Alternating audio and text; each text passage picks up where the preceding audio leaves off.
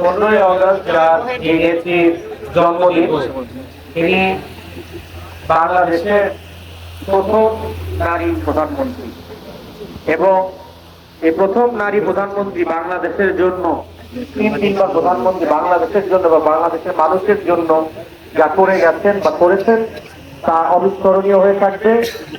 আপনারা জানেন এই ফ্যাসিস্ট সরকার 17 বছর ওনাকে বিভিন্ন রকম অত্যাচার করেছেন, ওনাকে খুন করার চেষ্টা করেছেন, ওনাকে জেলবন্দি করার চেষ্টা করেছেন।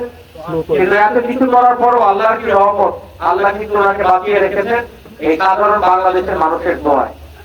এই জিনিসটা আজকে আমাদের মনে রাখতে হবে।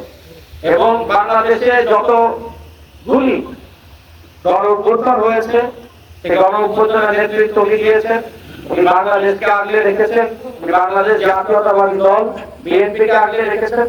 এবং আসুন আমরা সকলেই ওনার জন্য দোয়া করি, আল্লাহ যেন ওনাকে হায়াত দারাজ করে, আল্লাহ যেন ওনাকে 100 বছর পর্যন্ত বাঁচিয়ে রাখে, আল্লাহ যেন ওনাকে সুস্বাস্থ্য দান করে। সেই সাথে আরো বলতে চাই, আপনাদের সকলকে আমার নেতা জনাব তারেক রহমান সাহেবের জন্য দোয়া করবেন, আল্লাহ যেন ওনাকে হায়াত দারাজ করে, আল্লাহ যেন ওনাকে অতি শীঘ্রই বাংলাদেশে নিয়ে আসেন, বাংলাদেশকে নেতৃত্ব দেওয়ার জন্য। আপনারা সকলে ওনার জন্য দোয়া করবেন।